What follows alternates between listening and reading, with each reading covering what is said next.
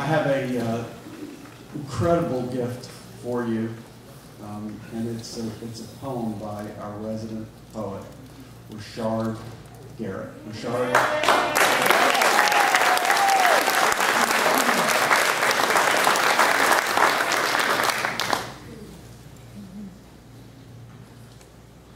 Good morning. Good morning. Is this thing okay? What I'm about to do is dedicated to all fathers. And when I say fathers, I mean any and all forms of fathers, whether it's a stepfather, biological father, godfather, or just someone who plays an integral part in your life. And more specifically, I'd like to dedicate this to the memory of someone who played that role in my life, named Bonnie, who I met in my early 20s. He was sort of a mentor to me. And he passed away this past year, shall I say, transition. And so I decided to call this Much More. And the reason I decided to call this Much More is that because he was, for me and for many more, a beloved and trusted mentor. For me, you see, the relationship just meant more, much more. I suppose I would say that I had come to know him as more of a father figure. Funny how I never would have guessed that when we first met that our friendship would have progressed and grown, and he would become the closest thing that I'd known as a father. Go figure. Perhaps I would have figured if I had considered how he would make it so easy to approach him and even easier to get to know him. In fact, I would liken him to a really, really good book, and that he always remained open. And so as I opened up and continued exploring him, I discovered that he was a valedictorian student of life, as well as a loving father for his children, and a loving husband for his wife. His value for me stretched way beyond the value of price. But the most simple way that I can describe this most senior member of my tribe is to say that he was a stand-up guy. Meaning, plain and simple, that as a man who stood upon his spiritual principles, he would not break, would not fold, and only to kneel down and pray each time, each day was the only way that he would ever bend. He was a gentleman, yet a man's man. Believe me, I know I had the privilege to witness him stand as a man amongst men. And if anyone was to say to me today that my perspective is not at all objective as I wax poetic about him, honestly, I could hardly object. I mean, what would you expect? That was my man. Much more than just my friend. And my friends, if you could spare a moment, please follow me, as I would love to share a moment from back then, back when I would share with him. Yes, for Bonnie, I would share with you my problems, and instead of you trying to solve them, what you would do is share with me a somewhat paradoxical story about someone or something that probably happened sometime way before me, knowing that for me to weave my way through the middle of your riddle-like story, I would have to learn to think for myself, which would then implore me to begin to explore me. And like a cocoon butterfly began to emerge and touch the sky, this process began to metaphysically metamorph me. But more importantly, is a most memorable lesson from during one of our sessions. And if you remember, I was definitely stressing as I desperately questioned you as far as what was I to do in regard to the stuff in my life that I was going through.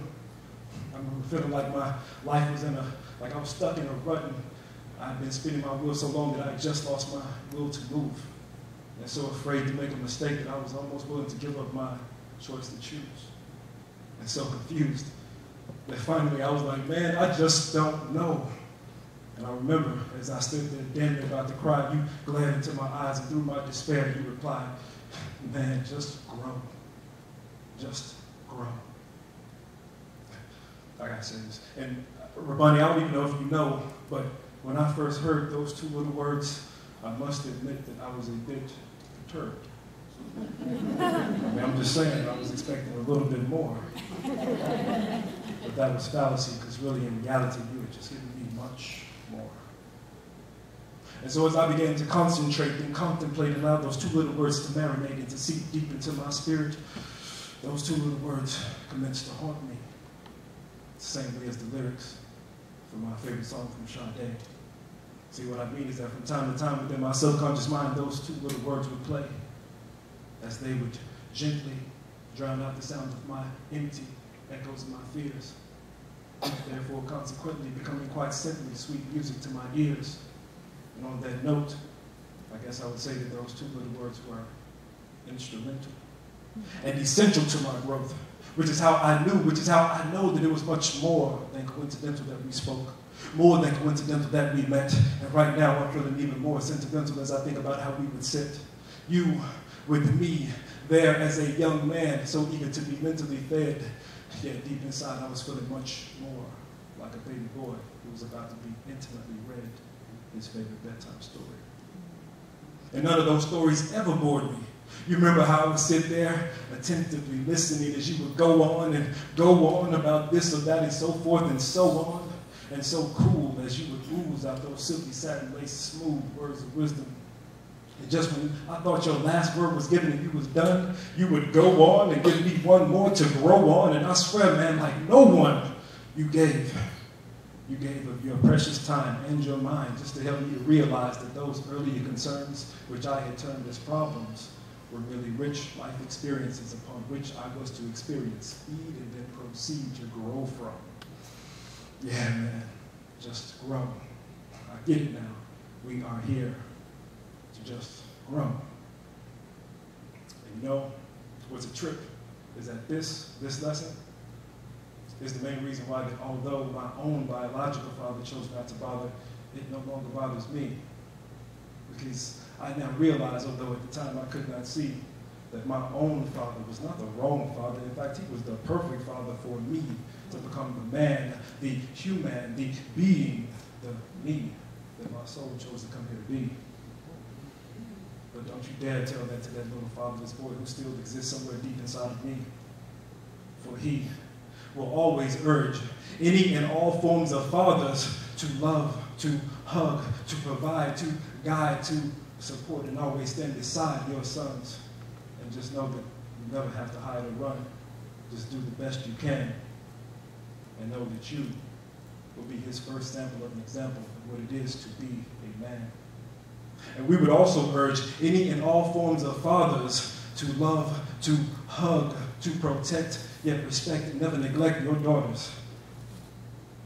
And again, just do the best you can, the best you understand, because you and your relationship with her will have the highest potential to be highly influential, being that it is the first relationship that she will ever experience with a man. And of course, we would urge everyone to empathize, to have appreciation and unconditional love for your fathers.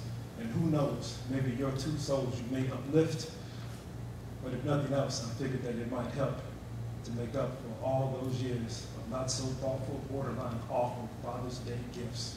That's right, calling y'all out. From this moment forward, new rules. No more new ties, and no more Old Spice. Only much more love, understanding, and appreciation for everyone in our lives. Happy Father's Day.